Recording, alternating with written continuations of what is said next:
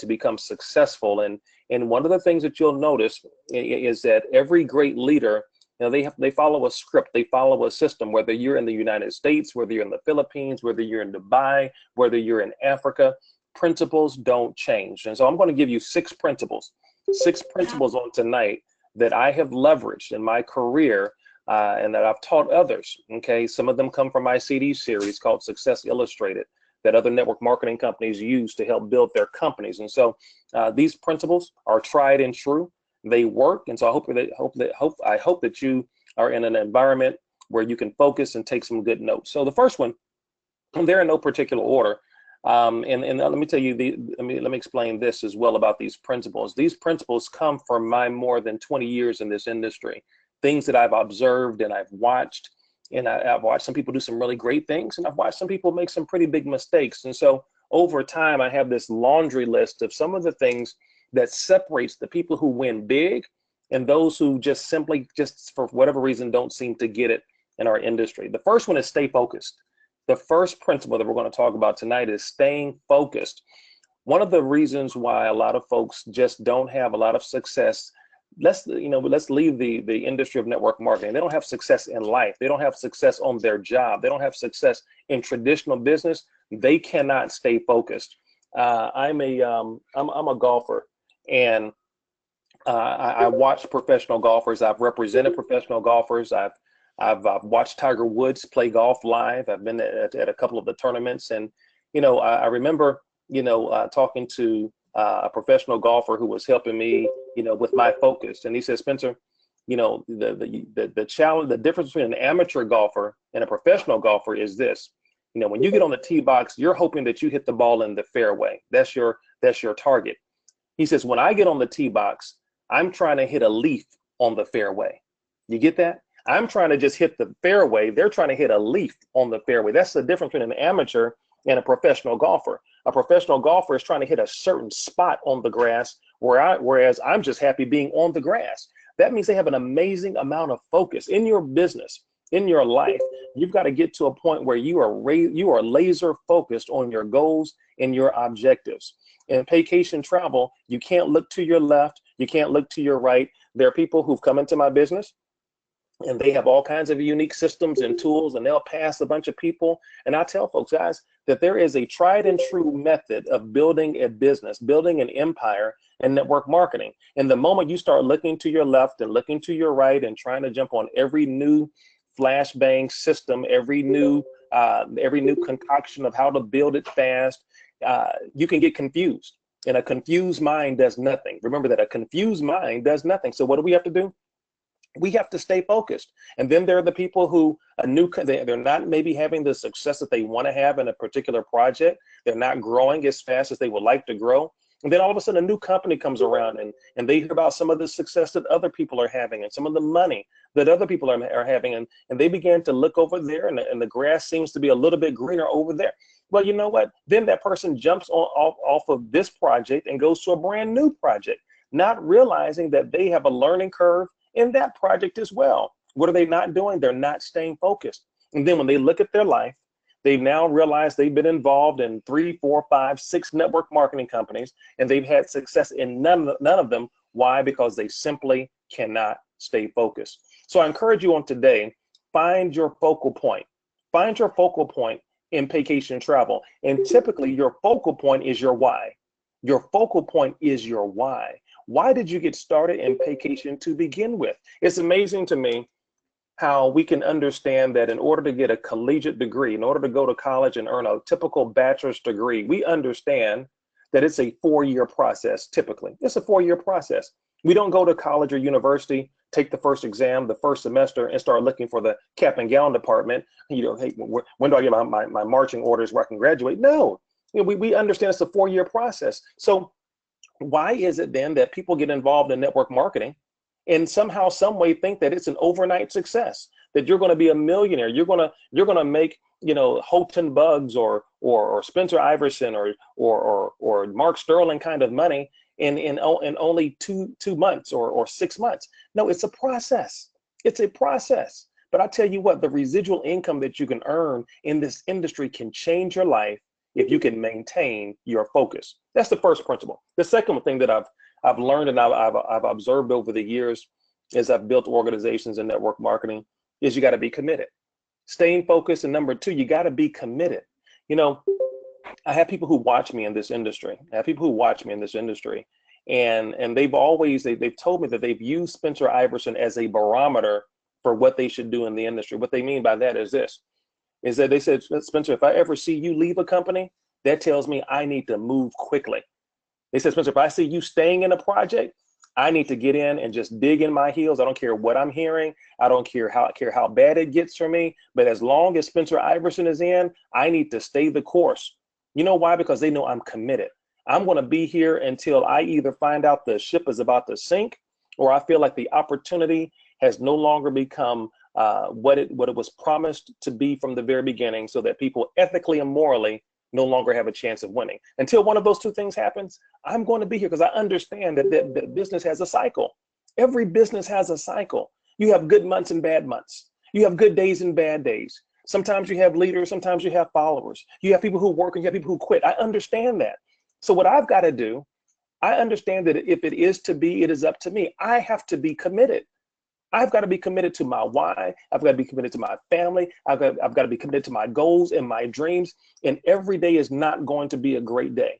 And for those of you who are on the line and you're listening to my voice and you've been in business for yourself, not network marketing, but maybe you owned a barber shop. Maybe you owned an auto repair shop. Maybe you owned a real estate company. If you've been in business for yourself, you understand that not every day, not every week, not every month is going to be a great week, day, or month. You're going to have some down weeks, some down days, and some down months. But you know what? When you look, but if you stay committed and you look back over the body of your work, I was sharing this story with someone the other day of how when I first became an entrepreneur, and yeah, I've been an entrepreneur pretty much all my life, but I really went at it, you know, as a 20-year-old, and I jumped in this project and I started working. I had a legal recruiting company, and where I was placing these paralegals and legal secretaries at a major law firm in DC. And I would place one or two legal secretaries or paralegals at this firm, and I would make anywhere between $15,000 and $30,000 per placement. And so I would do one or two placements, and I would take the rest of the month off. I mean, I just made $30,000 for the month, you know, as opposed to continuing to do more and to make more. I just would place one or two, sometimes three, and I would call it, because it was very easy for me to do that. Well, you know, some months I wouldn't place any secretaries. Some months I place one. Sometimes I would place three. Some months I would place an attorney. My point is, when I look back over my year, I realized even though I didn't have a salary, I had earned probably between $175,000 and $250,000 when I look back at my year. Even though sometimes in those months when I earned zero, I kind of panicked a little bit. But see, that's the difference between a job mentality and an entrepreneur's mindset. See, as an entrepreneur, you understand that businesses go in cycles. Sometimes you have those good, productive, profitable periods, and sometimes you don't. See, in some months in network marketing, you're going to personally enroll 5, 10, 15 people. Some months you may not enroll any, but that doesn't mean that the effort should not be there, because when you look back at your body of work over the course of a year, you should look back and say, wow, look at what I was able to do with the help of my team. I was able to hit executive diamond. I was able to hit regional diamond. I was able to become a national diamond. Why? Because I stayed the course and I was committed. And that's one of the biggest challenges for most networkers in network marketing today, is they cannot be committed. The other reason why commitment is big is because I feel that I have an obligation to my team. I have an obligation to every single person that's on this phone call, because they're watching my leadership. And how dare I become so selfish that when I feel another project comes along, that I jump ship to that project and I leave tens of thousands of people by themselves because I was selfish. No, I have to be committed to my organization and to the promise that I made. I made a commitment to myself that I want to help 100 families become diamond organizations in vacation travel. And so far, my organization has produced over 60 diamonds. I'm more than halfway to my goal. And you know what I'm going to do when we hit 100? I'm going to set a new goal. Maybe my new goal is to help 500 families become diamond families in vacation travel. So the point number 2 is be committed. Point number three, and this is a really technical one, okay, but it's important.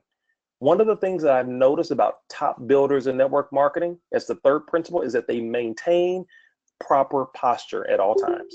They maintain proper posture at all times. Mr. Iverson, what do you mean by proper posture? Here's what I mean. We don't beg people to join our businesses.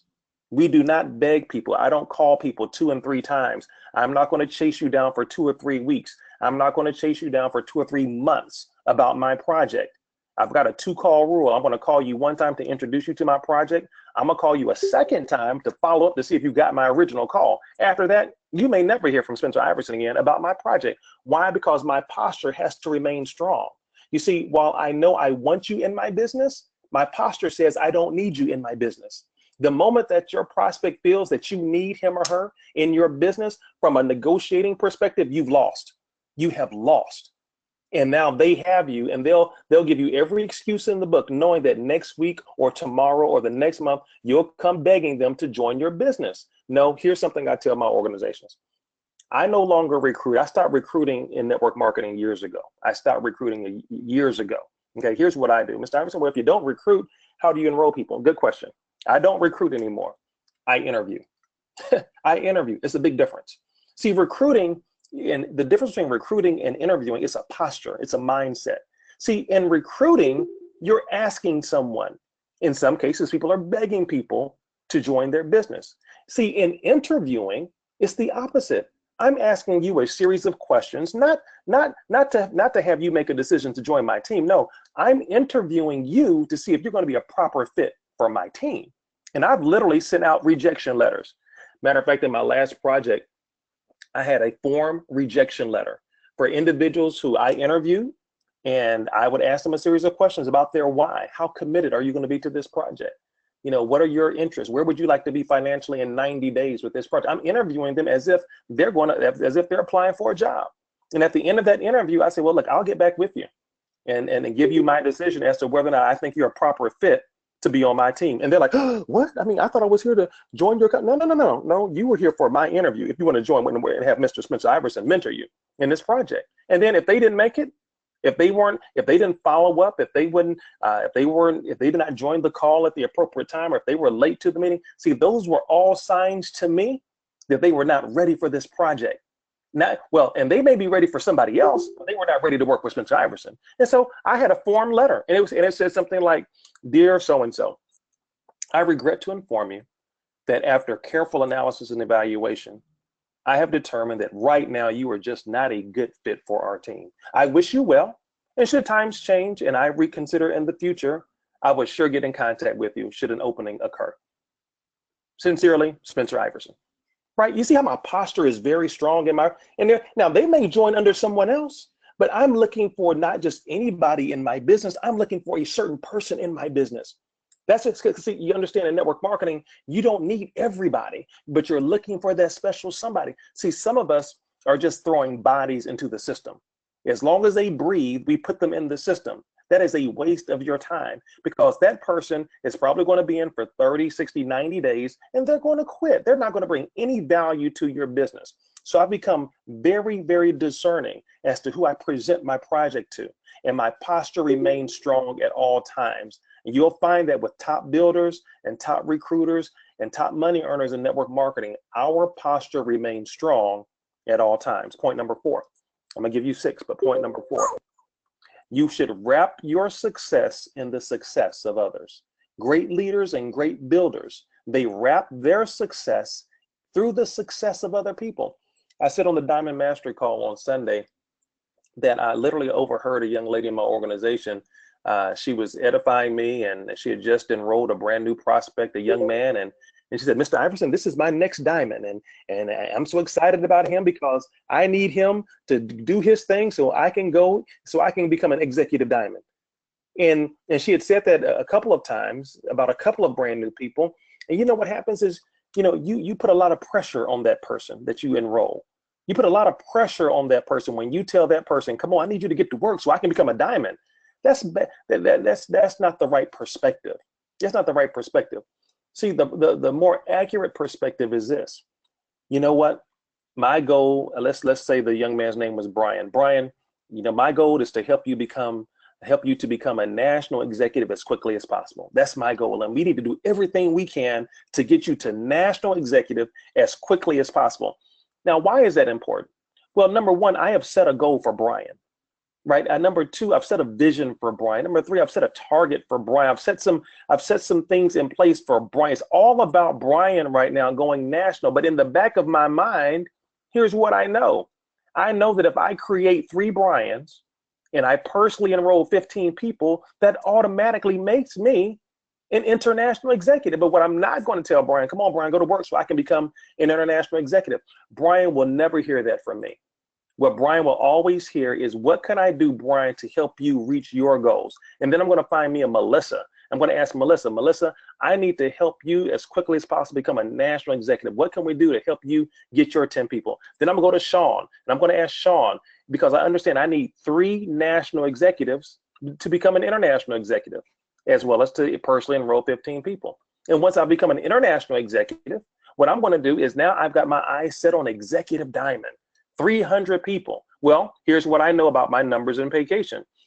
In order to become an executive diamond, if I create 3 qualified international executives, that's automatically going to make me an executive diamond. Why? Because I know through the numbers that the typical international executive qualified international has an organization of at least 100 active consultants. 100 active consultants. So if I have 3 internationals who are qualified, I've got 300 people with no more than 1/3 in any one leg. I'm a qualified executive diamond. So my goal now with Brian is, once he's become a national, Brian, man, congratulations, you're a national executive. Brian, what I've got to do right now, we're going to pull out all the stops and we're going to go on a blitz to help you become an international executive. Sheila or Melissa, I need to help you become an international. Sheila, I need to create 3 internationals qualified. And then when I do that for them, guess what that automatically does for me? That automatically makes me an executive diamond. So great leaders always wrap their success through the success of other people, and not necessarily talk about their own next promotion. Here's number 6. Here's number 1, 2, 3, 4. Here's number 5. Here's number 5. Here's number 5. And this is a good principle in general for your life. In practicing law and working with law enforcement officers and whatnot, one of the things that you can learn through life, and this is like I said, a really good principle, is that you can become guilty by association. You can become guilty by association. I was working a case for a friend of mine. His son was driving to school. He had 3 friends in the car. Well, one of the friends in the car was smoking weed on the way to school, and he actually left the drugs in the back seat of the car. Okay, and they all left in, like, once again, the driver of the car, my friend's son, he didn't know it at the time. So they all got out, went to school, and well, unfortunately for them, on this particular day, as this particular county in Georgia would do from time to time, they had the drug sniffing dogs just kind of go through the parking lot, sniffing the cars, and lo and behold, it came upon my friend's son's car. The dog stopped and started barking, and they called the students from the classrooms or my friend's son to the car and said, "Son, you got any drugs in the car?" I said, "No, sir, I don't even use drugs." And he said, "Well, the dog is trained to detect drugs, and he's barking like crazy at your car.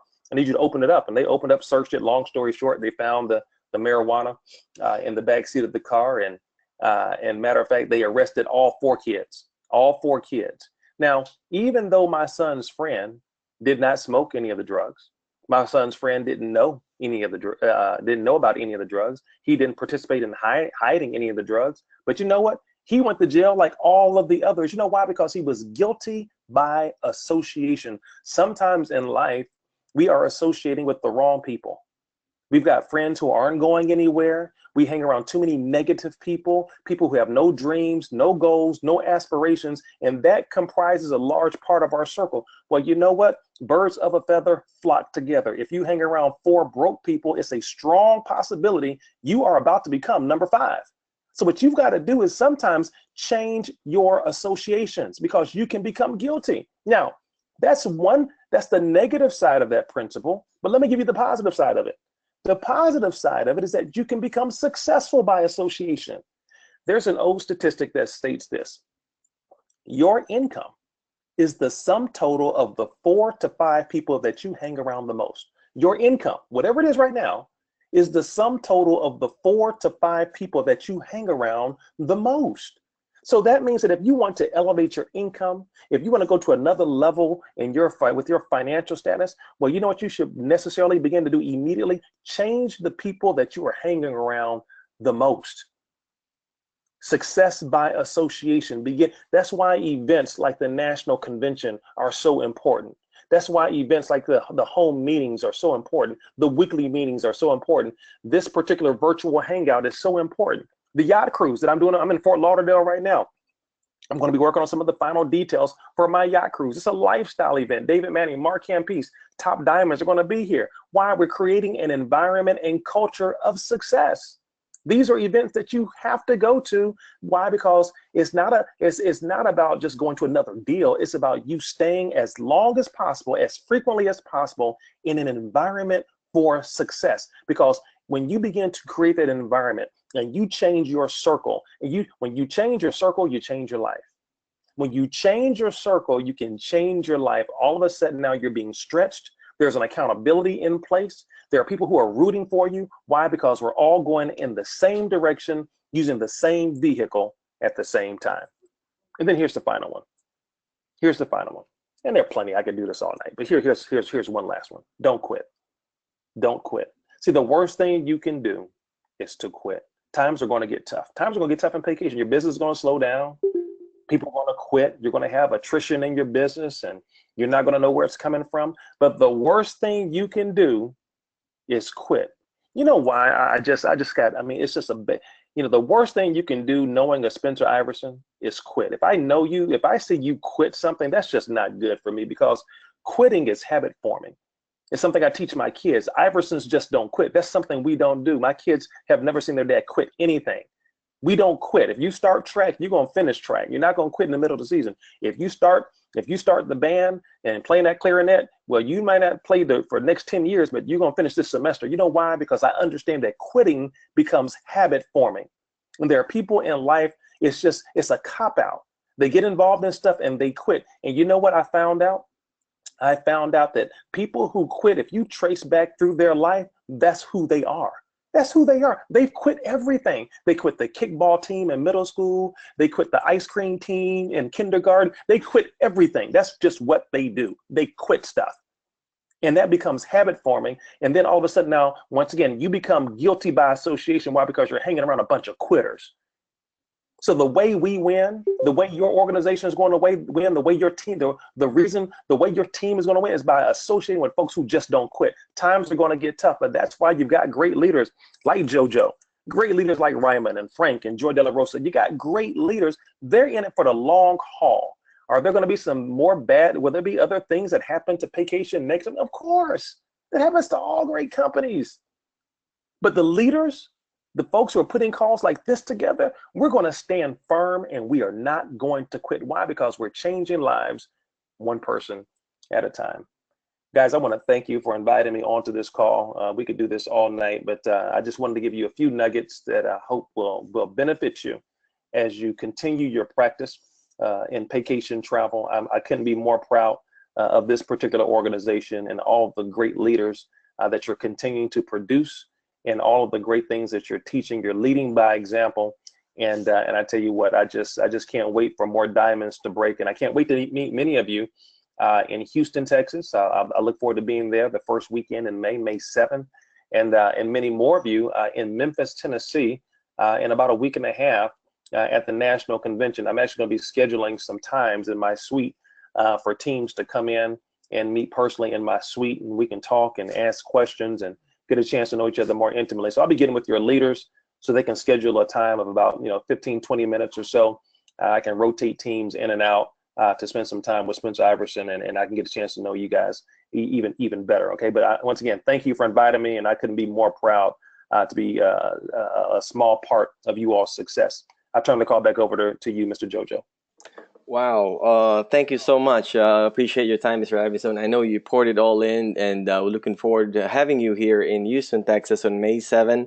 for all of you out there, not only the guys from Houston. If you're out of Houston, you have friends, family, just let them know what's happening here. May 7th, Mr. Spencer Iverson is going to be here. So again, it's our pleasure, and we poured in all the 20 years of experience. I know I you stretch your time, and thank you for accepting our invitation in a very very short notice, and we look forward to hanging out with you in Memphis. We appreciate you. Outstanding. Good night, guys. Good night. So, guys, for some of you that are here, I know Mr. Iverson has to attend to something, but for some of you that just came in, what we do here in our Sharpen the Soul is we kind of like wrapped up the things that our guest speakers said. Just quickly, I hope everything of you written notes. I try to write down the notes as fast as I can. I'm sure some of you might have done better. Um, like I said, the best thing that he said to me that I like is that he plays golf.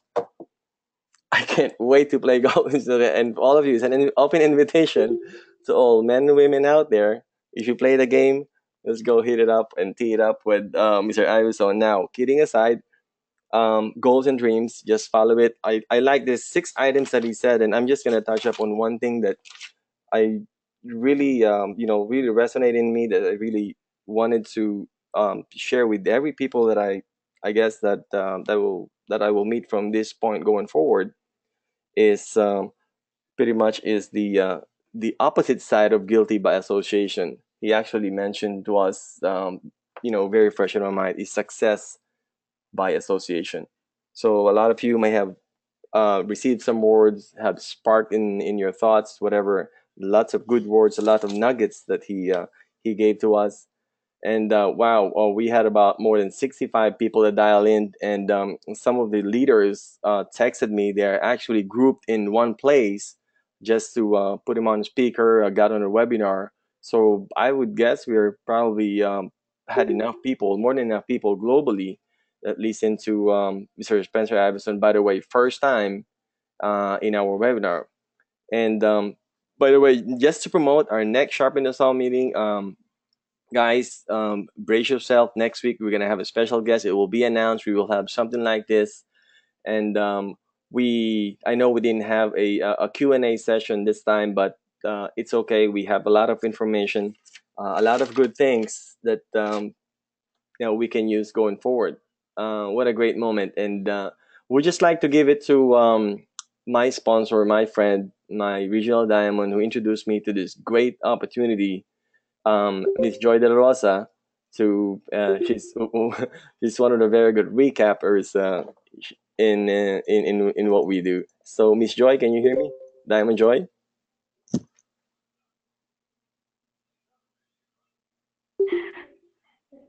Jojo, Wow. that I was just texting. Well, I'm mommy mode right now, but I am just tapped out of my wits. That was an amazing training. That's the kind of training we're gonna get in Memphis. So guys, if you're not registered to go to Memphis, you're missing out on so much. Plus more, there are a lot of leadership going up there on stage, including I don't want to say anything, but including one of our leaders in our organization is going to be on stage representing the Filipinos. So I'm just excited about vacation, and yeah, and my kids are here. So thank you very much, Diamond Jojo, for facilitating this amazing training. When you hear Mr. Mark Spencer, he's an attorney. He says he means what he says, and everything he just said just made sense. So guys, Memphis, see you guys in 10 days. Thank you very much. Back to you, Jojo. Wow, thank you all for all the attendees already. You made up this webinar. You made up this epic webinar. So thank you to each and every one of you. And thank you, Ate Nanette Acido, our IE from Chicago. She actually said it's 6 principles from Diamond. Yes, it's exactly 6 principles that he shared with us. And I just want a quick recap. Basically, he said stay focused, like laser focus or insane focus. Second part is that stay committed in all what we do. Like they said, people, business go into cycle. You're gonna have bad days. You're gonna have good days. That's what he said. Number 3 principles that he shared with us is to maintain proper posture at all times. You don't want to beg people. You don't want to recruit people. Like what he personally is doing, he actually interview people. How is that? That's a very unique principle to me. And From now on, I'm gonna start my interview session starting tomorrow. And number 4 principle he said was wrap your success to the success of other people. We don't tell people to go to work so we can benefit. We actually just help them reach their goal in whatever they want to be. And by default, we get what we can achieve in this company. And second to the last principle he shared with us is the association. Hang out with 5 broke friends would be the 6th, guilty by association.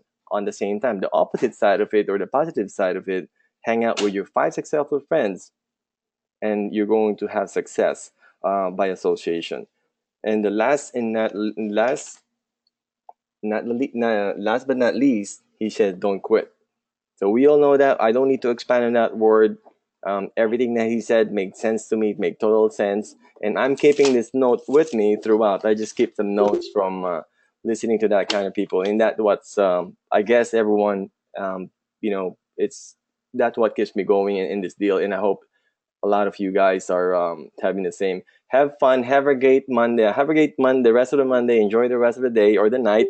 Enjoy the rest of the week. And I can't wait to see you all guys in Memphis. Thank you, everyone. I'll see you next week with our special guest who will be announced soon. Thank you. Appreciate you.